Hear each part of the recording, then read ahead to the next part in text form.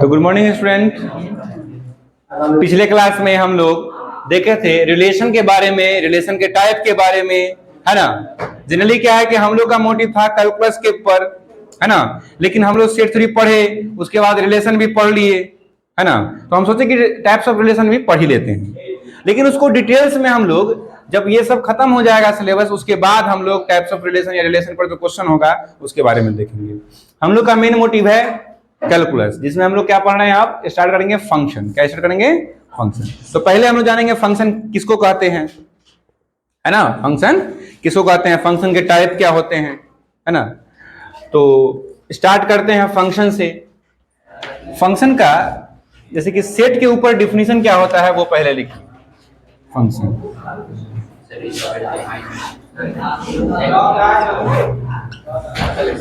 जैसे फंक्शन में क्या होता है कि कोई दो सेट हमारे पास अगर है, ठीक है, कोई दो सेट हमारे पास है, कोई दो अरिक्त समुच्चय यानी कि दो नॉन एम्प्टी सेट अगर हमारे पास है, तो उनके बीच एक ऐसा रिलेशन कि जिसमें क्या हो कि ए का प्रत्येक अवयव का बी में एक और केवल एक प्रतिबिंब हो, वो बात डिफिनीशन में है। तो पहले डिफिनीशन लिख लेते हैं, उसको फिर बाद में हम लोग समझेंगे क्या है। सो लिखिए,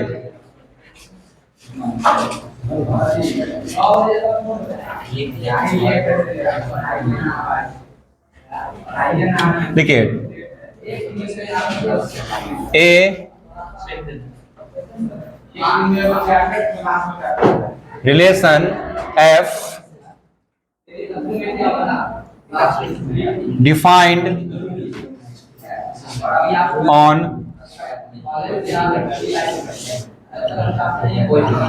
two non-empty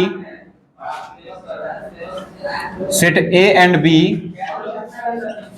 क्या है? A relation F defined on two non-empty set A and B is said to be a function if,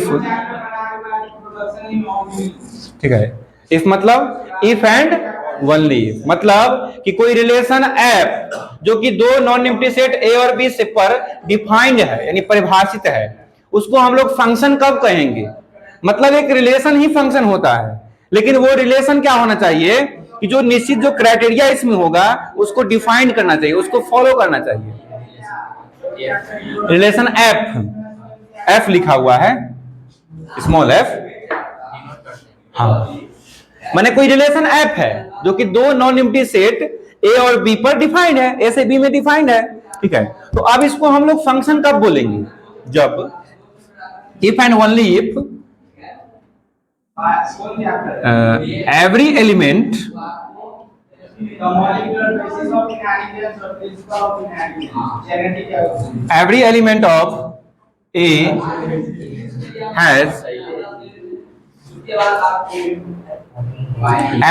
of A has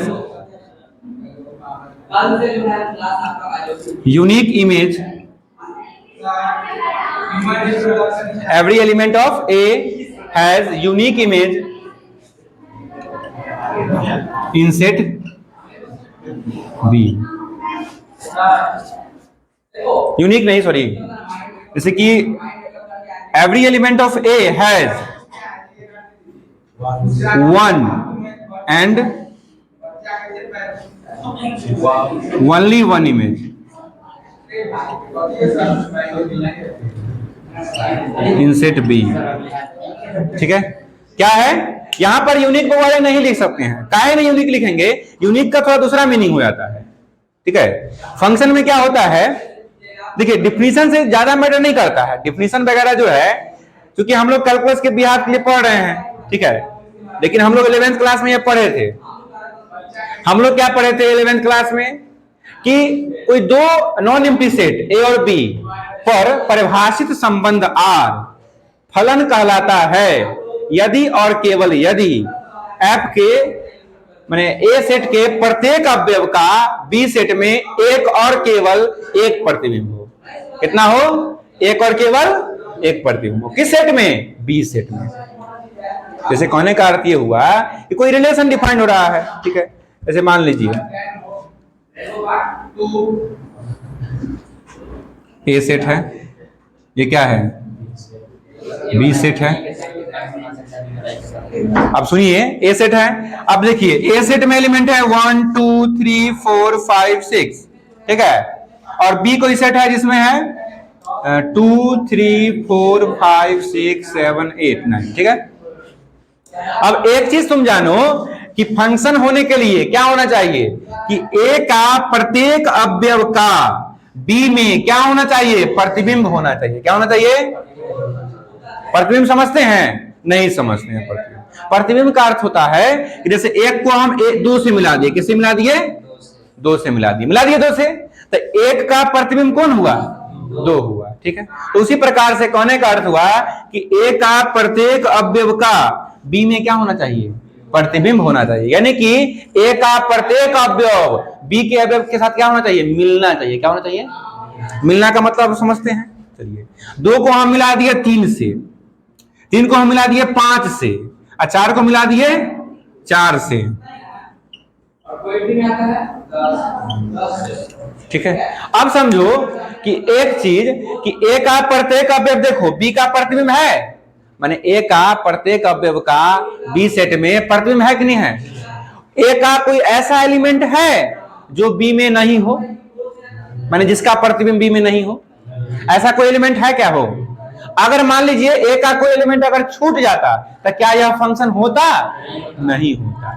दूसरा बात है बाबूरे में दूगो बात है, एक बात नहीं है। कहता है every element of A has one and only one image, मतलब ए का जो अवयव है ना उसका क्या को इमेज होना चाहिए, एक के गो इमेज होना चाहिए। जैसे एक का क्या को इमेज होना चाहिए, एगो, 2 का क्या गो, एगो, कौन बोला 2 रे, क्या होना चाहिए। मतलब ए सेट का बी सेट में एक और केवल एक इमेज होना चाहिए। बात आप लोग समझ रहे हैं, कोई दिक्कत नहीं है। ऐसा ही एग्जांपल आपको पहचानना है कि ये जो रिलेशन है वो फंक्शन है कि पहचान लीजिएगा, आप लोग पहचान लीजिएगा ना। चलिए तो देखते हैं कि आप लोग पहचान पाते हैं कि नहीं।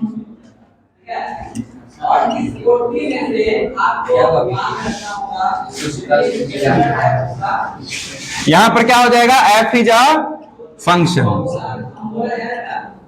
एफ क्या है, एक प्रकार का फंक्शन है यहां पर। चलिए इसी प्रकार का और एग्जांपल देखते हैं। चलो क्वेश्चन है इसी पर, पहचानने वाले पर, क्योंकि तेरा पहचानना पहले बहुत जरूरी है। देखो आइडेंटिफाई द गिवन रिलेशन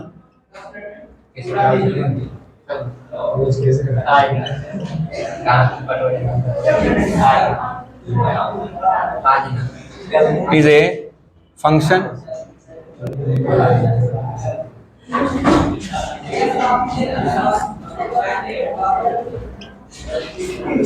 मतलब जो रिलेशन है ना, जो रिलेशन हम देंगे अभी आपको, उसको आपको पहचानना है कि फंक्शन है कि नहीं।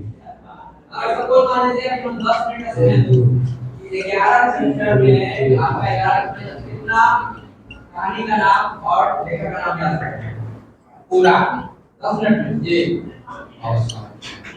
कितना देर कितना मतलब देखिए सर, अगर चैप्टर अगर हम डीप में पढ़े तो हम नहीं डीप की बात नहीं कर रहे, हम पूरा नहीं होगा ना, हम 10 मिनट में कर देंगे।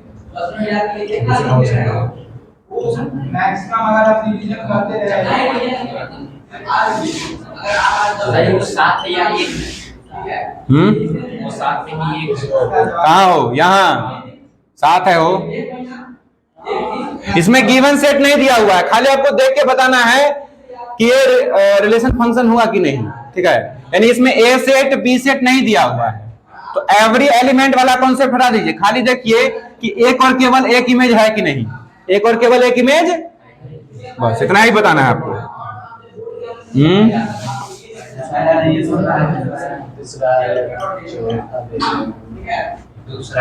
चलिए बताइए तो कौन है रिलेशन, कौन सा रिलेशन फंक्शन है। देख अगर तुमको पहचानना है, ठीक है, तो पहचानना है तो एक उपाय तुम सीख लो, इस सब का तुम एरो डायग्राम बनाओ। तुम बुझता होगा एरो डायग्राम क्या होता है, एरो डायग्राम बुझता है ना रे। चलो तो एरो डायग्राम, इसका तुम अगर एरो डायग्राम बनाएगा तो देख कैसे बनेगा एरो डायग्राम। देखो ये पहला वाला जो एलिमेंट होगा वो कहां रखेगा, पहला वाला में, और दूसरा का वाला कहां रखेगा रे? चलो तो 1 2 4, एक दोबारा काहे लिखेगा? फिर देखो 2 है, 3 है और 5 है। चलो ठीक है। अब सुनो, 1 का किससे है रे, मिला है रे? नहीं होगा ये 2 से मिला है, ठीक। 2 किससे मिला है? 3 से मिला है, ठीक है। और बाद 4 किससे मिला है? 5 से। अब फिर देख, 1 जो है केकरा से मिल गया रे? 1 केकरा से मिल गया? तो देख जो कॉन्सेप्ट है, वन एंड ओनली, माने जो ए का जो प्रत्येक अवयव है उसका बी में कितना इमेज होना चाहिए? एक और केवल। तो एक का कैगो इमेज? दूगो। एक का कैगो इमेज रे? दूगो नहीं है, एक का कैगो है रे? देखो ना, दूगो इमेज न हो गया, लेकिन रहना कितना चाहिए इमेज?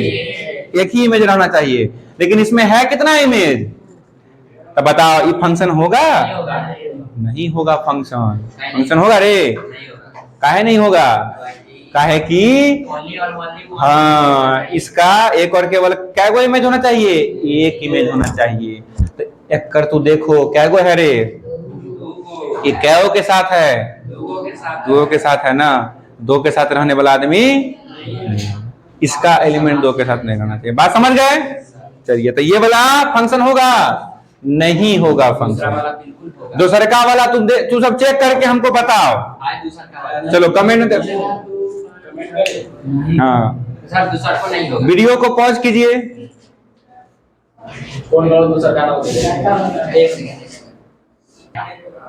ठीक है, देखो रे, तू लोग देख लिया होगा इसको। अब हम बताते हैं थोड़ा सा के एग्जाम्पल क्या होगा। देखो चलो बताओ रे, सेकंड नंबर होगा फंक्शन।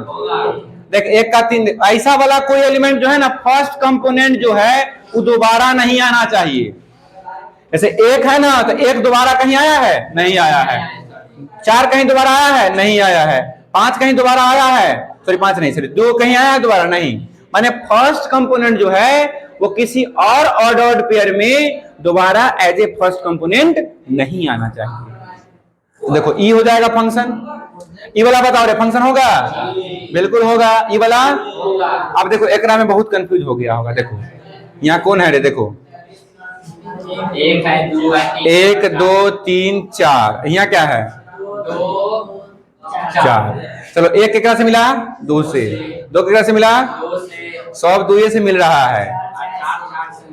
अब देखो, लेकिन कॉन्सेप्ट क्या है कि ये जो फर्स्ट सेट है इसका प्रत्येक अवयव का कैगो प्रतिबिंब? एगो। इसमें कैगो है? 1 का कैगो प्रतिबिंब है? देखो तो एगो। 2 का कैगो है? 3 का? 4 का? एगो ना है। अब इनने का सेट जो है, अगर इसका सब एलिमेंट इसके कोई एक एलिमेंट से मिल गया तो भी क्या होगा? वो फंक्शन होगा। बात समझ रहे हैं?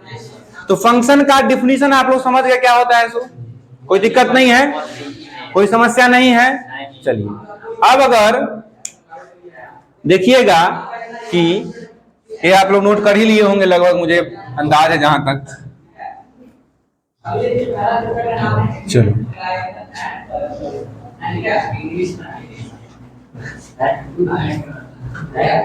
Keep silence. चलिए चलिए लिखिएगा वो ऐसे करके, एरो दे करके। सुनिए, लिखिए, if a function f defined on set A to, तो ठीक है, हम लोग देख रहे थे कि क्या है, if a function f defined on set A to, अगर कोई फंक्शन f सेट A से सेट B में क्या होगा? डिफाइंड होगा, then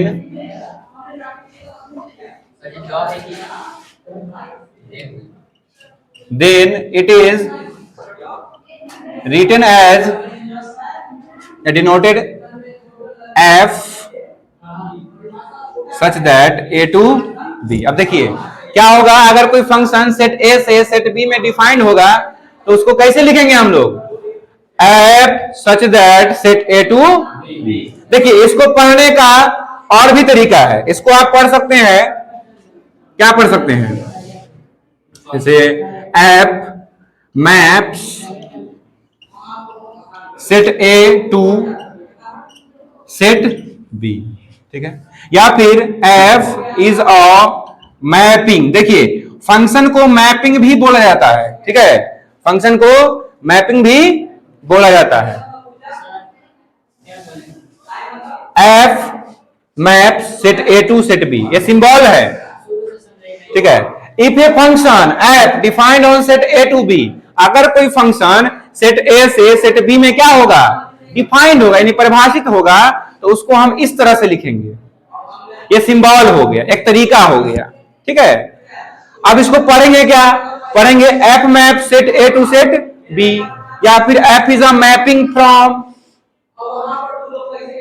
set A to set B, और भी बहुत सारे ना इसको पढ़ने के तरीके हैं, ठीक है। इसको ये बोल सकते हैं कि F transforms set A to set B, क्योंकि फंक्शन को हम लोग मैपिंग भी बोलते हैं, ट्रांसफॉर्मेशन भी बोलते हैं, ठीक है, नाम सब है इसका, ठीक है, फलन का नाम है। फलन का नाम हिंदी में क्या होता है, प्रतिचित्रण, क्या होता है, प्रतिचित्रण, ठीक है। जैसे मान लो कि फंक्शन को इस तरह से भी समझो, जैसे कि हमारे पास, जैसे हमारे घर में लगा था पंखा, ठीक है, पंखा भी क्या है, एक प्रकार का फंक्शन है। कैसे फंक्शन है, क्योंकि हम उसको इलेक्ट्रिकल एनर्जी देते हैं तो हमको कुछ देता है, एनर्जी देता है कि नहीं देता है, तो एक प्रकार क्या हुआ, फंक्शन हुआ। फंक्शन का मतलब क्या है कि अगर हम उसको कुछ देंगे तो वो भी बदले में क्या दे, हमको कुछ दे, तो वो क्या हो गया, फंक्शन हो गया, हाँ, इमेज के रूप में, ठीक है। जैसे कि अब इसमें हम लोग देखें कि function F from set A to set B, ये हम लोग देख रहे हैं, यानी ए के एलिमेंट को बी तक कौन पहुंचा रहा है, वो फंक्शन पहुंचा रहा है। कौन पहुंचा रहा है, फंक्शन, दूसरा और कोई नहीं है, कौन है, फंक्शन। अगर मान लीजिए यहां पर ऐसे भी लिखा हुआ अगर है, ठीक है, क्योंकि 11th क्लास में सब चीज हम पढ़ चुके हैं, ठीक है, थोड़ा सा अगर मान लो कि a कॉमा बी बिलोंग कर रहा है किसी फंक्शन f में, किसमें बिलोंग कर रहा है, इसको क्या बोलते हैं, और डॉट पेयर बोलते हैं, क्या बोलते हैं, अगर a कॉमा बी बिलोंग कर रहा है f में, ठीक है, इसका मतलब क्या है, आप समझो, तो हम इसको ऐसे भी लिख सकते हैं कि f ऑफ a बराबर b, क्या बोल सकते हैं, f ऑफ a बराबर, यानी कि क्या बोलेंगे, इमेज ऑफ सेट ए बराबर क्या हो जाएगा, माने ये जो ए का माने बी कौन है, इमेज है, बी कौन है, तुमको अगर लिखा हुआ है ए कॉमा बी किसी एफ फंक्शन में, तो बी कौन है, ए का इमेज है, क्या है रे, इमेज है। तू बात समझ रहा है, इमेज कौन होगा, सेकंड कंपोनेंट, फर्स्ट कंपोनेंट का क्या होता है, इमेज होता है। अच्छा चलो ठीक है, ठीक है। ए कौन है बी का, ए को हम बोलेंगे प्री इमेज, क्या बोलेंगे, लिखेंगे प्री इमेज ऑफ सेट, नहीं सॉरी एलिमेंट होगा यहां पर, क्या होगा, हाँ ठीक है, element A, pre image of element B कौन होगा बताओ, मतलब ए का इमेज बी है, अब बी का प्री इमेज कौन है, ए है। बात समझ रहे हो, कोई दिक्कत है इसमें, कोई समस्या है, नहीं ना है, चलो। इसके बाद तुम समझ गया इमेज कौन होता है, प्री इमेज कौन होता है। अगर ए का इमेज है तो ए के इमेज को एफ ऑफ ए लिखते हैं, क्या लिखते हैं, अब एफ ऑफ ए कैसे बनता है तो वो भी सीखो, चलो ऊपर का नोट कर लिया होगा, चलो देखो,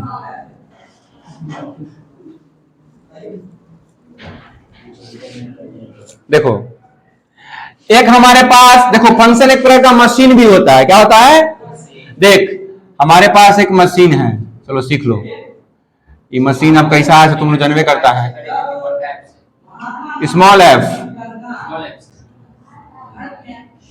ठीक, देख ये फंक्शन है, मशीन क्या है, एक प्रकार का फंक्शन है।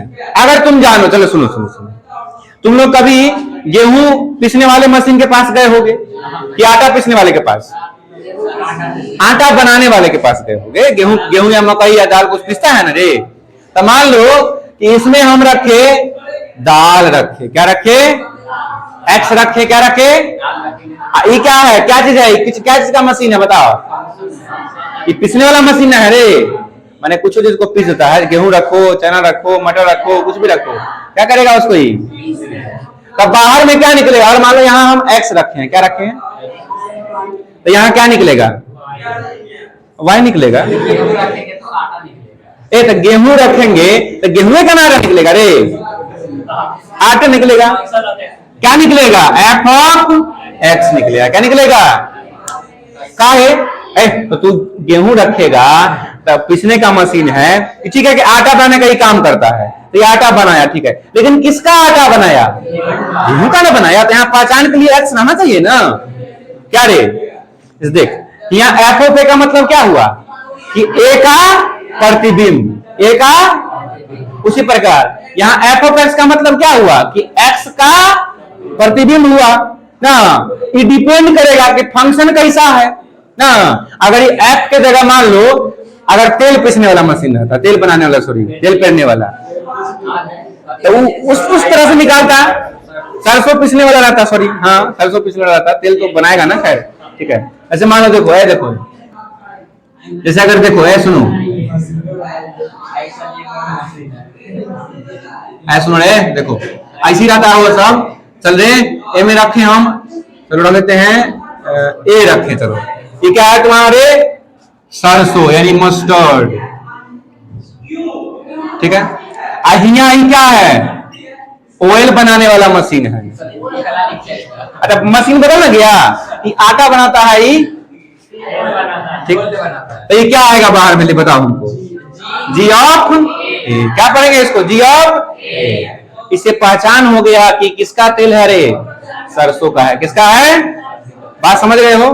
कोई दिक्कत नहीं है यहाँ तक? ये नोट करने का चीज नहीं, समझाने के लिए बता रहे हैं। यहाँ पर एफ ऑफ ए का मतलब क्या हुआ कि ए का प्रतिबिंब है। क्या है ए का प्रतिबिंब? बी। कौन है?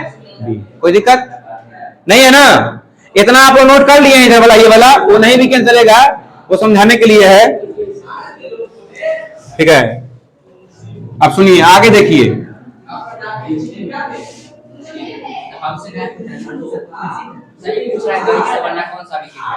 कौन यही सब बात हमारे से कहा तो पूछता है।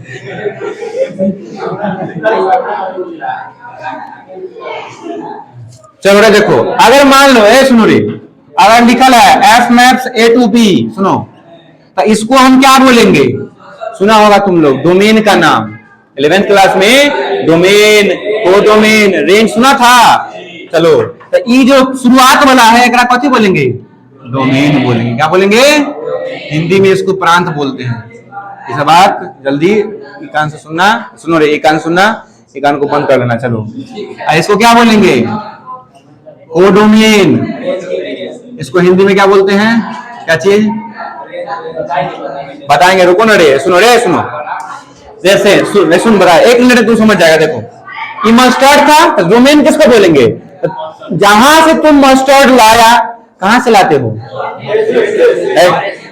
गोदाम रहता है ना उसका जी। जैसे मान लो कि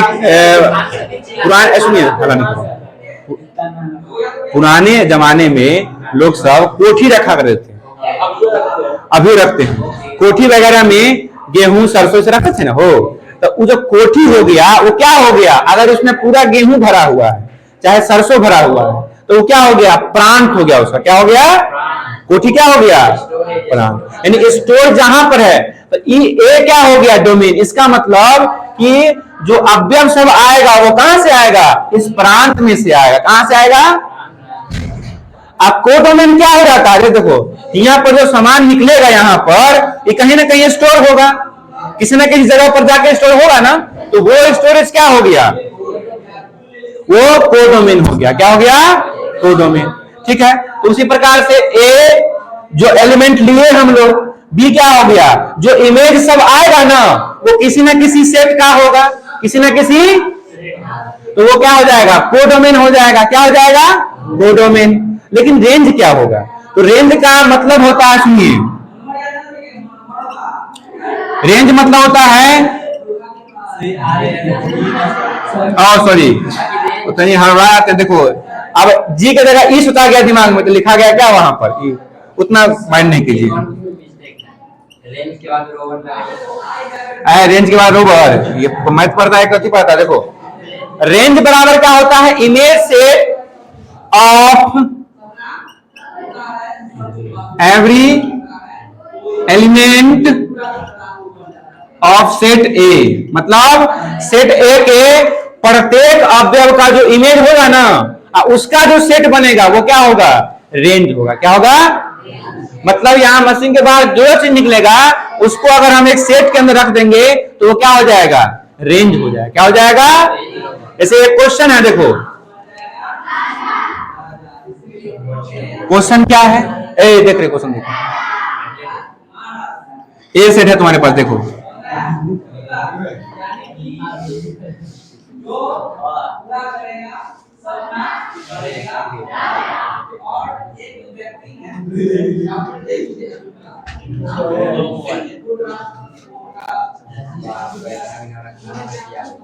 चलो एक फंक्शन क्या है, इस तरह से डिफाइन है, सुनो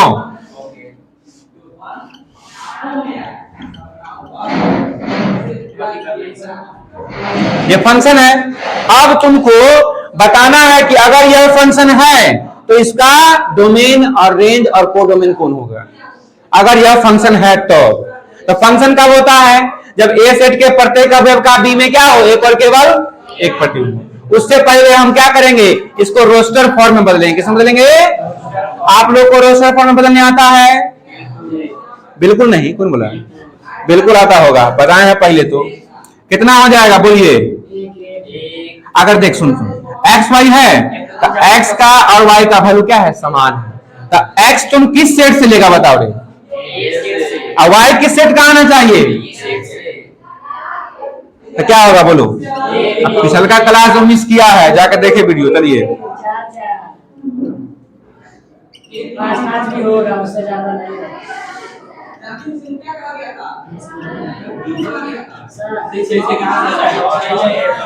अरे गलती लिखा गया, 6,6 नहीं होगा, बिल्कुल नहीं होगा। काहे, काहे कि हाँ एक्स कहां से है, ए सेट से है, इसलिए 6,6 कौन होगा, केवल 5,5 तक होगा।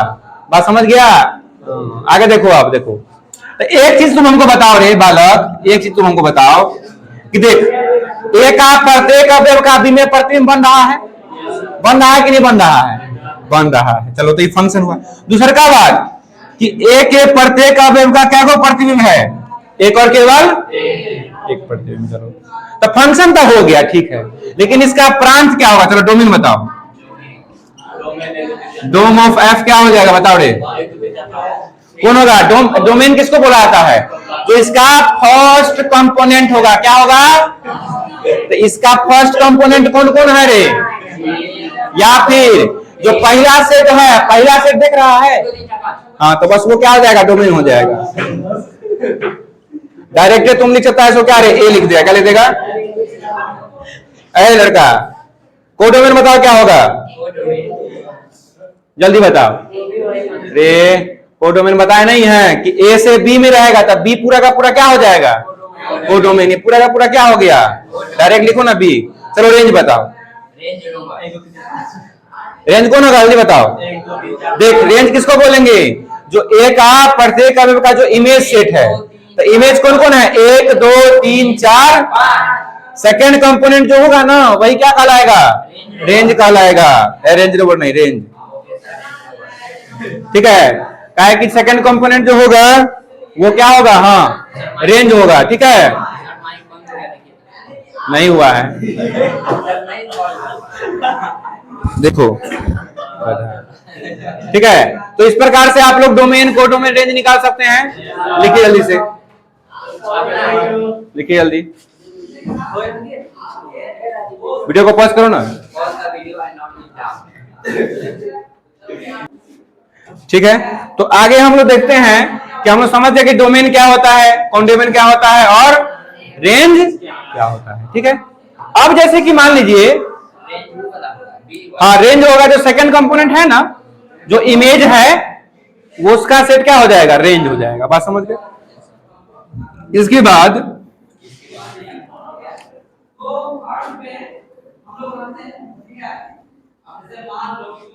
जैसे फंक्शन हम लोग जो पढ़ेंगे वो रियल नंबर के सेट पर पढ़ेंगे, किस पर पढ़ेंगे, या रियल नंबर के सबसेट पर पढ़ेंगे। बात समझ गए? यानी कि कुल मिला के बात यही है कि हम लोग रियल वैल्यूड फंक्शन पढ़ेंगे, ठीक है, यानी वास्तविक मान फलन पढ़ेंगे। अब वास्तविक मान फलन किसको कहा जाएगा कि वैसा फलन जिसका प्रांत और सप्रांत कोई वास्तविक संख्या का समुच्चय हो या उसका कोई उप समुच्चय हो। VALUED, हाँ ठीक है, बात समझिए, ठीक है, कि जिसका प्रांत यानी डोमेन और कोडोमेन क्या हो, रियल नंबर का सेट हो या कोई उसका सबसेट हो, तो उसे क्या बोलेंगे, रियल वैल्यूड फंक्शन।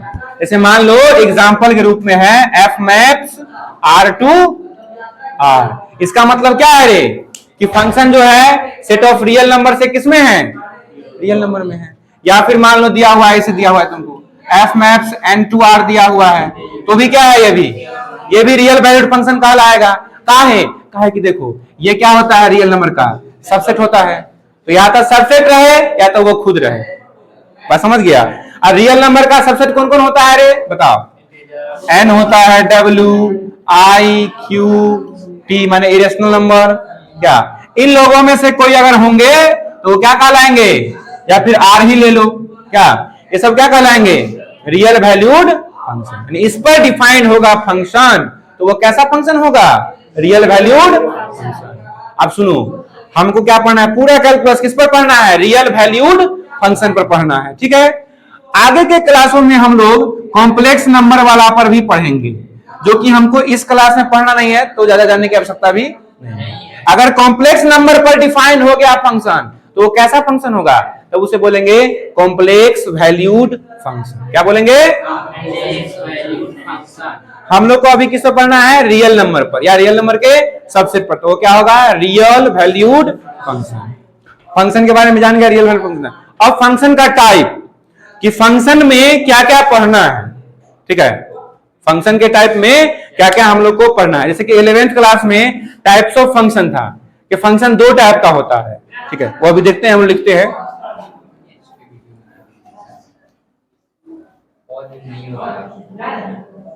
ठीक है, ठीक है। जैसे देखो फंक्शन का जो है बाबू रे टाइप होता है कौन कौन, देखो 11th में तुम लोग पढ़ा होगा, लेकिन अभी नहीं, अब याद है तो क्या करें, हम बता ही देते हैं। दो टाइप का होता है, एक होता है अलजेब्रिक,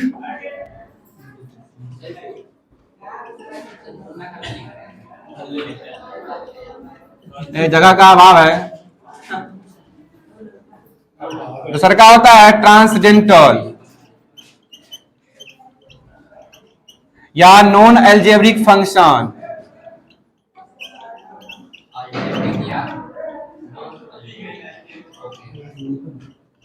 ये दो टाइप का फंक्शन होता है, अलजेब्रिक फंक्शन और नॉन अलजेब्रिक फंक्शन, ठीक है। आई बात जान लो, एकरा हर एक टाइप को तुमको जानना होगा, काहे कि कैलकुलस में बहुत ज्यादा जरूरत है ये सब चीज का। यही बच्चों को समझ में नहीं आता है तो क्या करते हैं, उसको पूरा कैलकुलस से लगता है कि क्या हम पढ़ रहे हैं, है ना। इसलिए इसको पढ़ना जरूरी है, इसके हर एक बारीक बारीक बात को भी जानना जरूरी है।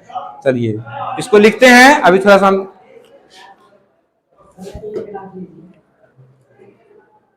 क्या हो गया, पूछ रहा है सब लगना चाहिए ऑफलाइन क्लास।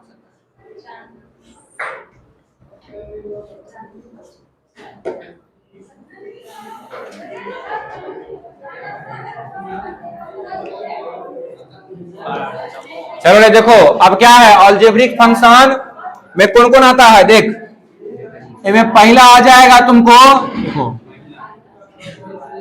पॉलिनोमियल फंक्शन,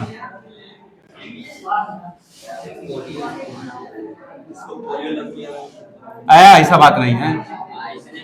दूसरा रेशनल फंक्शन। तीसरा इरेशनल फंक्शन।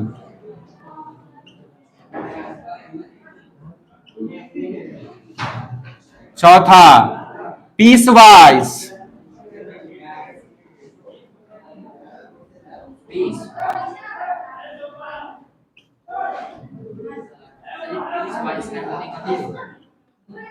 इसमें पहला आएगा बउआ रे अलजेब्रिक फंक्शन में, नहीं बाबू रे, पीस वाइज फंक्शन में मॉडुलस फंक्शन। इस सब का डिफिनीशन, इस सब के बारे में नेक्स्ट डे जानेंगे धीरे धीरे। मॉडुलस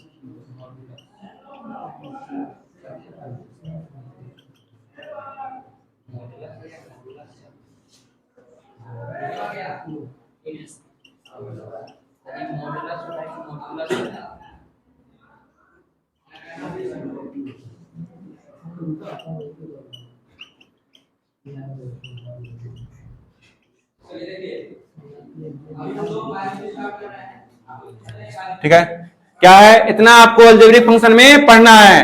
अब बाबू रे एक और बात जान लो, इनमें थोड़ा सा टाइपो आएगा और भीतर तक पढ़ेंगे फंक्शन को। काहे कि कैलकुलस को समझने के लिए फंक्शन पढ़ना बहुत जरूरी है। पहला वीडियो जब कैलकुलस स्टार्ट किए होंगे तो बताए होंगे कि फंक्शन बहुत जरूरी चीज है। ठीक है, चाहे वो डिफरेंशिएशन हो चाहे इंटीग्रेशन हो। ठीक है, फंक्शन नहीं समझेगा तो तुम नहीं समझ पाएगा कि कैलकुलस क्या होता है। चलो रे देखो, अब देख ए में तोरा 4 गो होता है, 4 गो से काम चल जाएगा। पहला होता है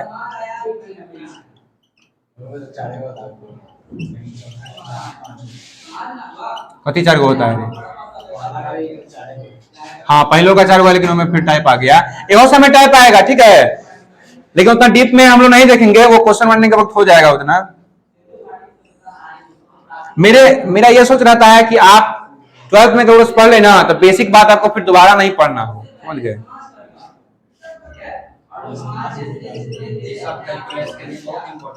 जी बिल्कुल,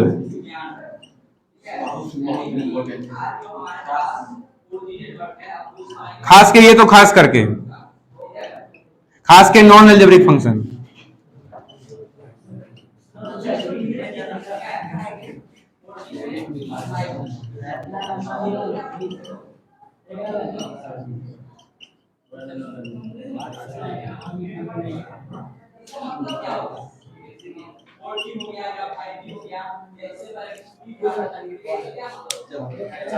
ठीक है, ये कितना हो गया? Logarithmic function. इस तरह से हम लोग का टाइप्स ऑफ फंक्शन ये आ गया। अब इसके बारे में हम लोग नेक्स्ट वीडियो में, कल अगले क्लास में बात करेंगे कि पॉलिनोमियल क्या होता है। सबको 1 बाय 1 हम लोग देखेंगे। ठीक है, तो आज के लिए इतना ही रहने देते हैं। ठीक है, मिलते हैं अगले वीडियो में।